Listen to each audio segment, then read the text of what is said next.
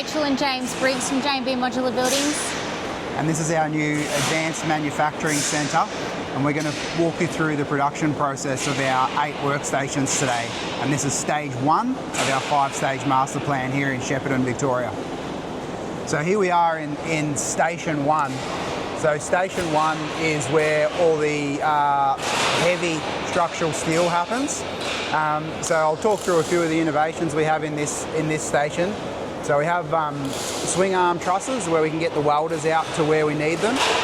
Over on the far side there we have CNC controlled bandsaws and cutting material. And then up the top here we have laser projection. So that's straight from the aerospace industry. So it's Boeing factory use those.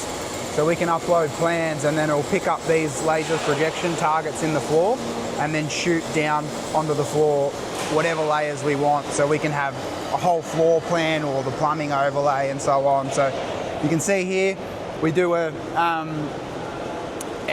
structure. So we've got the structural steel, and in this one here we've actually got a precast floor. So precast is what's setting us apart from a lot of our other competitors. So the works will happen in this station over 4 to 5 days. And then our gantry cranes, so when we get to the gantry cranes we can talk more about them, but they're 4 winches will synchronise and pick up the module and then move it along into the next station. So station 2, you can see here we've got a module. Here's a module complete in station 2. So it gets picked up from station 1, moved into station 2. Station 2 is all about light gauge steel framing. So we've infilled this whole thing with light gauge steel. So our floor system, this is a lightweight floor system.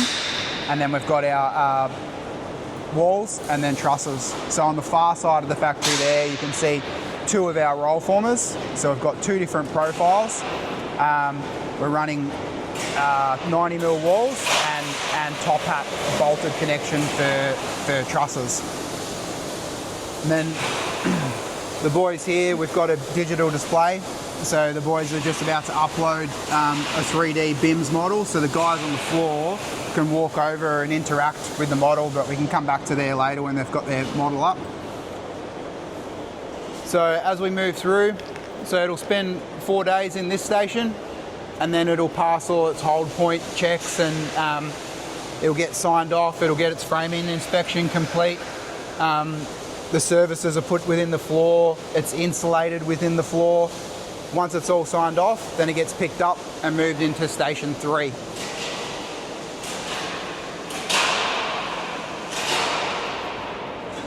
So this facility is just idling at the moment. We got our certificate of occupancy in Feb. We're now at the end of April. We're about to start 34 homes and a 3-storey apartment complex. So all that activity will start to happen over the next 3 weeks. Station 3 is where all the rough-ins happen.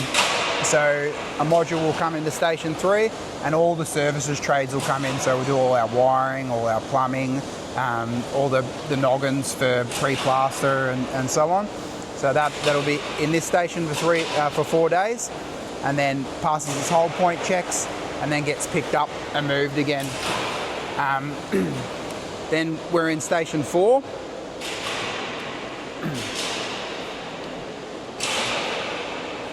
So station 4 is all the pre-plaster stuff. So we'll do like our furring channel battens in the roof, all the noggins within the walls.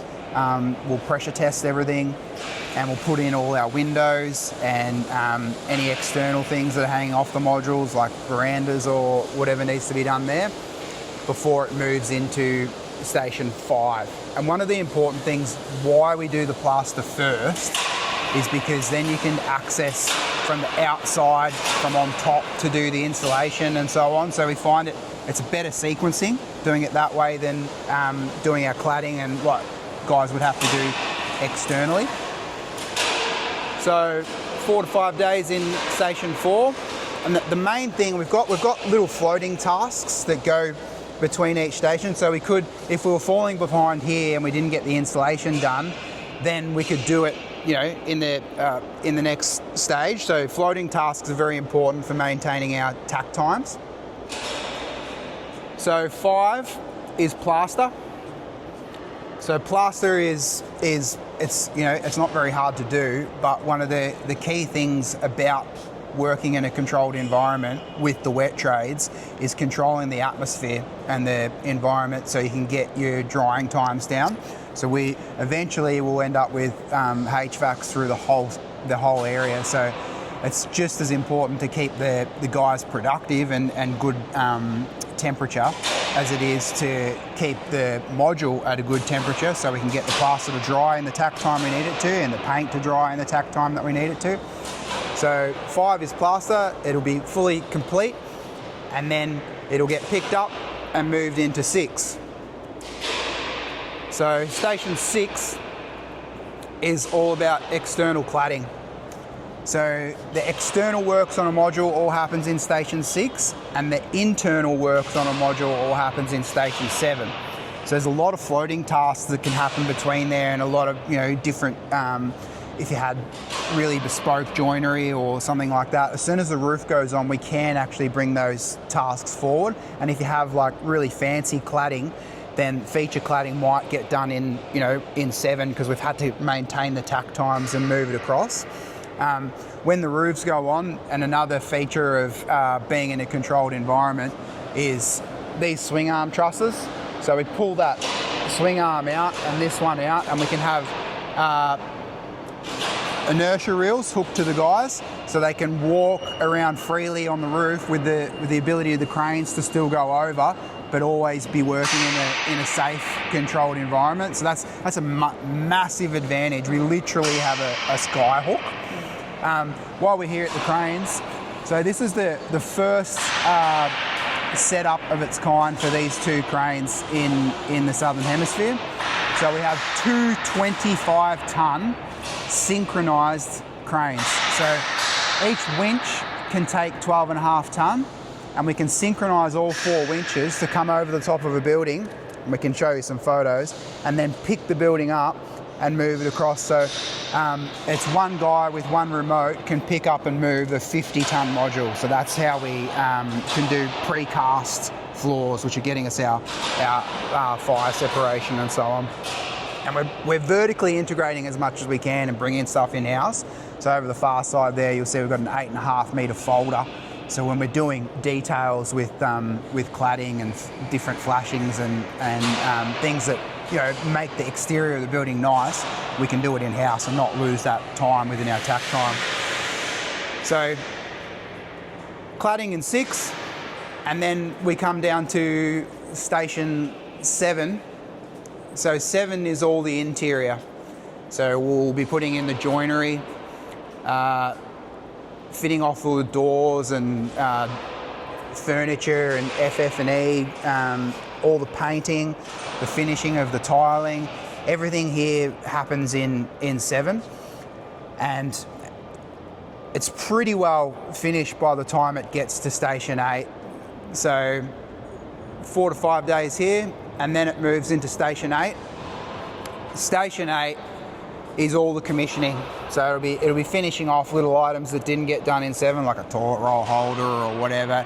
It'll be commissioning the ovens, commissioning the hot water service and the air conditioning and so on, and then it's wrapping, and then we'll weigh it so we know exactly where all the weights are and the weight and balance of it, because we do a lot of work in weight and balance. And I don't know if you noticed on the cranes, but we've got a display at each hoist so we can see exactly where the weights are.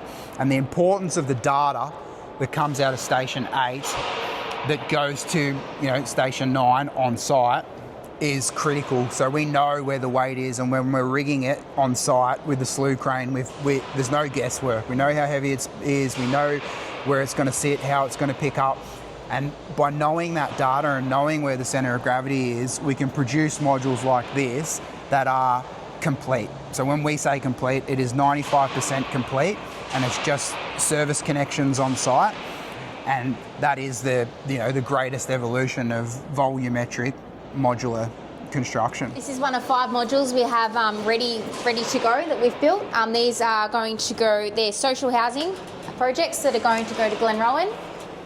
They're 1-bedroom units to a nice finish. We've got a bedroom in here.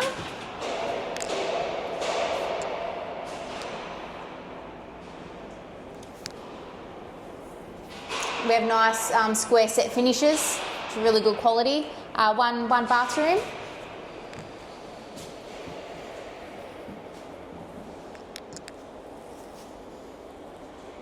And then we've got the kitchen through here. Just watch your step. So a nice little space for whoever ends up living in here. So basically, once we deliver this to site, there'll only probably be a couple of days connecting the services, and then it's ready to move in.